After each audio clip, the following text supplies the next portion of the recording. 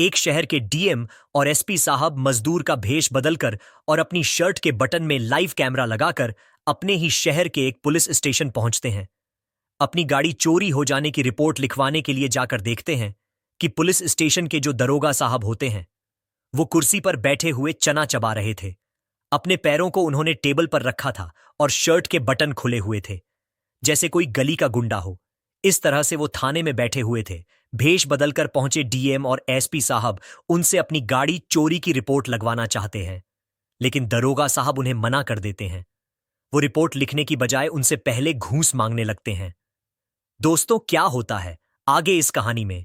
क्यों डीएम और एसपी साहब मजदूर बनकर इस पुलिस स्टेशन में आए थे? पूरी कहानी की सच्चाई जानेंगे इस वीडियो में। दोस्तों, ये कहानी है एक शहर की जहां अभी अभी एक नए डीएम साहब की नियुक्ति हुई थी और वो अपनी ड्यूटी को ईमानदारी के साथ करने में जुट जाते हैं और अपना फर्ज निभाने में लगे हुए थे। डीएम साहब के पिता भी एक पुलिस इंस्पेक्टर थे, वो भी एक ईमानदार पुलिस वाले थे। उन्होंने अपने बेटे को पढ़ाई के साथ साथ अच्छे संस्कार और ईमानदारी का पाठ भी पढ़ाया था। ऐसे ही अच्छे संस्कार देकर उनकी परवरिश की थी। उन्होंने बचपन से ही सिखाया था कि बेटा, हमारा ओहदा कितना भी बड़ा क्यों ना हो जाए, लेकिन हमें अपनी ईमानदारी को कभी भूलना नहीं चाहिए। सिर्फ नाम, रुतबा या पैसा हासिल कर लेने से इंसान की इज्जत नहीं बढ़ती है। उसके अंदर ईमानदारी का होना बहुत जरूरी है। पैसा तो हर कोई कमा रहा है, लेकिन इज्जत सिर्फ उसी की होती है जो नेक और सच्चा हो। तुम अपनी जिंदगी में कोई भी ऐसा काम मत करना जिससे लोग हमारे ऊपर उंगलियां उठाएं। और मैं अपनी पूरी जिंदगी में कभी सर झुकाकर नहीं जिया हूं। अपने पिता की बातों को सुनते और समझते हुए डीएम साहब बड़े हुए थे और फिर वो भी अपनी पढ़ाई के दम पर शहर के डीएम पद पर नियुक्त हो जाते हैं। ड्यूटी को ज्वाइन किए उन्हें अभी 2 दिन ही हुए थे कि उनके पास एक पुलिस स्टेशन के खिलाफ काफी शिकायतें आने लगती हैं। शिकायत में लिखा हुआ था कि पुलिस स्टेशन का सभी स्टाफ जो थाने में नियुक्त है हमारे किसी भी रिपोर्ट को नहीं लिखते हैं और न कोई कानूनी कार्रवाई उस पर करते हैं। अगर रिपोर्ट लिखते भी हैं तो पहले रिश्वत के तौर पर पैसा भरना पड़ता है, तब रिपोर्ट लिखी जाती है। इसके बाद भी कोई संभावना नहीं होती कि हमें कानूनी रूप से मदद मिल पाएगी या नहीं। अब इन शिकायतों को देखने और पढ़ने के बाद डीएम साहब सोचने लगते हैं कि शायद हो सकता है पुलिस स्टेशन और वहां के दरोगा की बदनामी करने के लिए ऐसी फर्जी शिकायत भेजी जा रही हो, क्योंकि ऐसा अक्सर होता ही रहता है। ऐसे ही 3-4 दिन गुजर जाते हैं, लेकिन फिर से यही शिकायत मिलने लगती है। अब ये शिकायत बार बार आने से डीएम साहब को भी लगता है कि जरूर कुछ ना कुछ तो धांधली थाने में चल रही है। तो वो एसपी साहब को मिलने के लिए बुलाते हैं और उनसे मुलाकात करके बात को ही बातों में उनसे इस बात का जिक्र करने लगते हैं कि आपके इस थाने में ऐसी ऐसी शिकायतें हमारे पास आ रही हैं। तो एसपी साहब भी कहते हैं कि हाँ, हो सकता है। पिछले कई दिनों से मुझे भी शिकायतें मिली हैं, लेकिन मैंने यही सोचकर इग्नोर कर दिया कि हो सकता है ये हमारे डिपार्टमेंट को बदनाम करने की कोई साजिश हो। लेकिन अब आप भी यही शिकायतें अपने पास बता रहे हो, तो हमें इस मामले को गंभीरता से देखना चाहिए। इसके बाद डीएम और एसपी साहब इस मामले की जांच करने का फैसला कर लेते हैं, लेकिन जांच पड़ताल करने से पहले वो सोचते हैं कि अगर हम ऐसे ही थाने में जाकर सीधा एक्शन लेंगे तो शायद उन्हें इस बात की खबर मिल जाए और वो हमारे सामने ऐसा कोई काम ही न करें। तो वो दोनों एक प्लान बनाते हैं कि हम एक ऑपरेशन जारी करते हैं, जिसके तहत हम अपना भेष बदलकर थाने में रिपोर्ट लिखवाने जाएंगे। ऐसा करने से हमें सारी सच्चाइयों को पता भी चल जाएगा कि थानेदार हमारे साथ क्या बर्ताव करता है। वो हमारी रिपोर्ट लिखते हैं या हमसे रिश्वत की मांग करते हैं। अब दोस्तों, जो पुलिस स्टेशन होता है वहां का माहौल बहुत ज्यादा खराब हो रखा था। आम आदमी जब उस पुलिस स्टेशन में अपनी कोई रिपोर्ट दर्ज कराने के लिए आते थे तो दरोगा साहब उनके साथ बहुत ही रुबाब के साथ पेश आते थे। न उनकी शिकायतों को अच्छे से लिखा जाता था, सिर्फ पैसे ले देकर उनकी शिकायतों पर काम किया जाता था। रिपोर्ट लिखे जाने के बाद भी उन पर कोई एक्शन नहीं लिया जाता था। कई कई दिनों तक आम आदमी पुलिस स्टेशन के चक्कर ही काटता रहता। उनकी शिकायतों को अच्छे से लिखा जाता था, सिर्फ पैसे ले देकर उनकी शिकायतों पर काम किया जाता था। रिपोर्ट लिखे जाने के बाद भी उन पर कोई एक्शन नहीं लिया जाता था। कई कई दिनों तक आम आदमी पुलिस स्टेशन के चक्कर ही काटता रहता। लेकिन उन्हें ऐसी ही टाल मटोल करके वापस भेज देते थे। दरोगा साहब अपनी शर्ट के 2-3 बटन खोलकर कुर्सी पर बैठकर टेबल पर ऐसे पैर रखकर बैठते थे कि मानो कोई इंस्पेक्टर नहीं बल्कि गली का गुंडा हो। वो दरोगा साहब अपने सामने किसी की नहीं सुनते थे और कुछ इसी तरह से उस थाने का कार्यक्रम चल रहा था। इसके बाद डीएम और एसपी साहब भेष बदलकर अपने सिर पर एक पुराना गमछा बांधते हैं और शर्ट के नीचे एक लूंगी लपेटकर शर्ट में एक लाइव कैमरा भी सेट कर लेते हैं। उन्होंने पूरी तरह से अपना हुलिया बदल लिया था, जिससे कि वो दोनों किसी की पहचान में ना आ जाए कि ये डीएम और एसपी साहब हैं। वो अपनी गाड़ियों को शहर के बाहर रुकवाकर वहां से एक रिक्शा करके पुलिस स्टेशन पहुंचते हैं। तो जैसे ही थाने के अंदर जाने के लिए घुसते हैं, तो बाहर दरवाजे पर खड़ा कांस्टेबल उन्हें बाहर ही रोकते हुए कहता है कि अरे रुको, दोनों यहां कहां घुसे चले आ रहे हो? कहां जाना है? तुम्हें क्या काम है? पहले मुझे बताओ। तो डीएम साहब कहते हैं कि हमें रिपोर्ट दर्ज करानी है, इसलिए अंदर जा रहे थे। तो वो कांस्टेबल उनसे कहता है कि तुम यहां ऐसे डायरेक्ट अंदर नहीं जा सकते हो। क्या तुम लोग यहां पहली बार आए हो जो तुम्हें मालूम नहीं कि थाने के अंदर कैसे जाया जाता है? डीएम साहब उसकी बात सुनकर सोच में पड़ जाते हैं कि ये कांस्टेबल भी यहां बाहर ही लोगों को रोक रहा है, तो फिर अंदर क्या हाल कर रखा होगा। तो फिर एसपी साहब डीएम साहब को एक साइड लेकर जाते हैं और कहते हैं कि सर, अभी एक्शन लेने का टाइम नहीं है, ये भी पैसे ही मांग रहा है, इसको पैसे दे देते हैं और चल कर देखते हैं अंदर ये लोग हमारे साथ क्या क्या खेल खेलते हैं। अब इस बात को सुनकर डीएम साहब को गुस्सा तो बहुत आता है, लेकिन वो अपने गुस्से को कंट्रोल करते हैं क्योंकि वो एक ऑपरेशन के तौर पर ही काम कर रहे थे। फिर वो अपनी शर्ट की जेब से 100 का नोट निकालकर कांस्टेबल को दे देते हैं।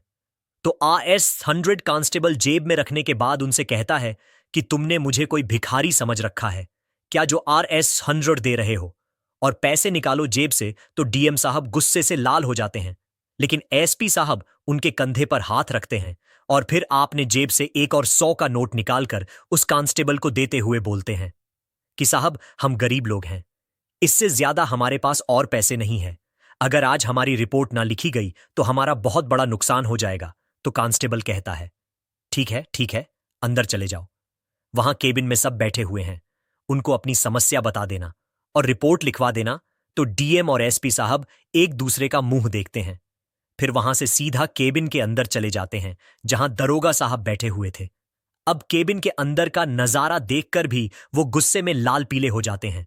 वो देखते हैं कि वहां का दरोगा कुर्सी पर बैठे हुए चना चबा रहा है, पैरों को उसमें टेबल के ऊपर रख रखा है। उन दोनों के अंदर आने के बाद वो अपने पैरों को हटाकर उन्हें देखता है और बोलता है कि हां भाई, बोलो क्या काम है, किस लिए आए हो यहां? तो डीएम साहब, जो मजदूर के भेष में थे, हाथों को जोड़ते हुए कहते हैं कि सरकार, हमारी ऑटो रिक्शा चोरी हो गई है, उसी की रिपोर्ट लगवाने के लिए आए हैं।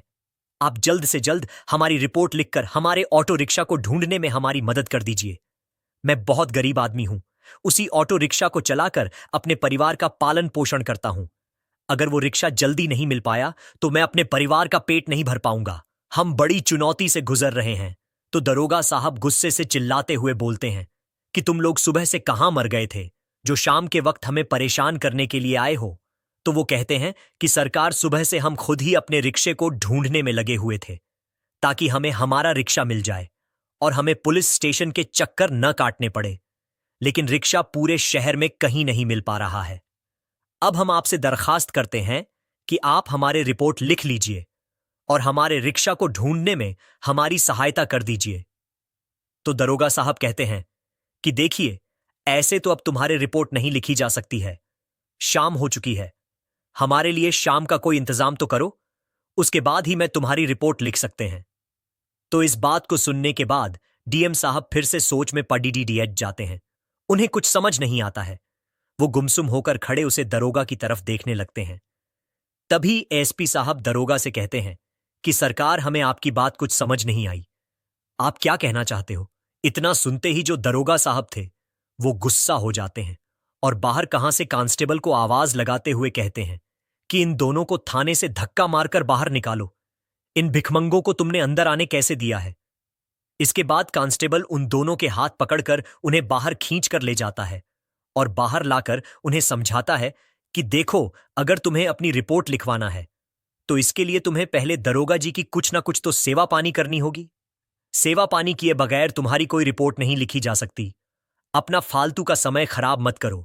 जल्दी से कुछ पैसा जमा कराओ और अपना काम बनाओ। अब इतना सुनने के बाद डीएम और एसपी साहब फिर से केबिन के अंदर जाते हैं और दोनों ही अपनी अपनी शर्ट की जेब से कुछ पैसे निकालते हैं और दरोगा की टेबल पर रख देते हैं।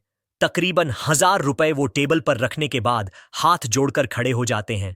कहते हैं कि हमारे पास सिर्फ इतनी ही पैसे बचे हैं, इससे ज्यादा अब हमारे पास कुछ नहीं है। अब जैसे ही दरोगा साहब पैसों को टेबल पर रखा देखते हैं तो गुस्से में गरमाकर बोलते हैं कि सिर्फ इतने कम पैसों से तुम्हारी रिपोर्ट कैसे लिखी जा सकती है। तुम्हारे ऑटो रिक्शा को शहर में ढूंढने के लिए बहुत खर्चा आएगा, गाड़ी को इधर से उधर घूमना पड़ेगा, पेट्रोल लगेगा और हमें भी बहुत परेशानियां झेलनी पड़ेंगी। तुम्हें अभी और पैसों का इंतजाम करना पड़ेगा, इसके बाद ही तुम्हारी रिपोर्ट लिखी जाएगी। तो ये सब बातें सुनने के बाद एसपी साहब बोल पड़ते हैं कि सर, आपको सरकारी तनख्वाह तो मिल रही है ना, हम लोगों की परेशानियां सुलझाने के लिए, हमारी रिपोर्ट लिखकर हमारी सहायता करने के लिए आप लोग हमसे हर काम के लिए पैसा क्यों मांग रहे हो? अब इस बात को सुनने के बाद ही दरोगा साहब अपनी कुर्सी से उठकर खड़े हो जाते हैं। उनका गुस्सा 7वें आसमान पर पहुंच चुका था। वो चिल्लाते हुए कहते हैं कि अब तू मुझे कानून का पाठ पढ़ाएगा क्या? अभी रुक, मैं अभी तेरे को बताता हूं और दिखाता हूं कि कानून अपना काम कैसे करता है। तभी बाहर से तेज सायरन की आवाज में पूरे पुलिस स्टेशन में घूमने लगती है और 2 सरकारी गाड़ियां पुलिस स्टेशन के बाहर आकर रुकती हैं। अब जैसे ही दरोगा साहब डंडा लेकर एएसपी साहब के पास पहुंचता है तो तुरंत जो गाड़ियां आई थीं उनमें से डीएम साहब की टीम निकालकर थाने को चारों तरफ से घेर लेती है। कुछ लोग थाने के अंदर आ जाते हैं तो वो लोग अंदर जाकर दरोगा को बताते हैं कि खबरदार, एक कदम और आगे बढ़ाने से पहले ये जान लो, जो तुम्हारे सामने शख्स खड़ा है वो यहां के एएसपी साहब हैं और जो दूसरे वाले वो डीएम साहब हैं। तुमने आज जो कुछ भी इनके साथ यहां बर्ताव किया है उस सभी का वीडियो रिकॉर्ड हो चुकी है और वो लाइव हेडक्वार्टर में देखी जा रही है। अब ये बात सुनते ही दरोगा साहब के पसीने छूट जाते हैं। वो पैरों के बल जमीन पर बैठ जाते हैं और अपने हाथ जोड़कर उनके सामने गिड़गिड़ाना शुरू कर देते हैं। इसके बाद एएसपी साहब दरोगा को धमकाते हैं और कहते हैं कि यही है तुम्हारा काम? क्या यही तुम्हारा फर्ज है? क्या इसी काम को करने के लिए तुम्हें यहां रखा गया है?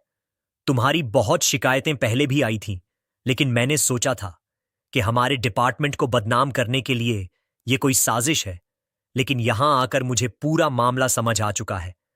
मैं अपनी आंखों से तुम्हारी काली करतूतों को देख चुका हूं। अब तुम लोगों के खिलाफ सख्त से सख्त कार्यवाही की जाएगी और सबूत हम इकट्ठा कर ही चुके हैं।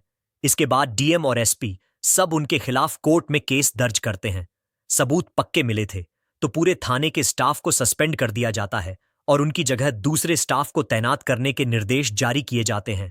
और जज साहब बोलते हैं कि ये फोटो और वीडियो जिले के सभी थानेदार को दिखाओ और इससे वो सीख लेंगे कि अगर कोई भी व्यक्ति ऐसी हरकतें करते हुए पकड़ा गया तो उसे फौरन सस्पेंड कर दिया जाएगा।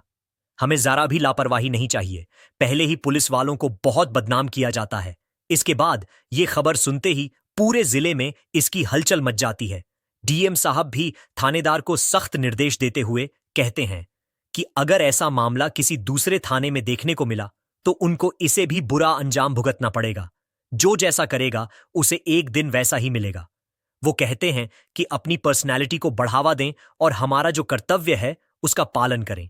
ऐसी हरकतों से हमारा डिपार्टमेंट बहुत बदनामी झेलता आ रहा है। हमें इसमें सुधार की आवश्यकता है।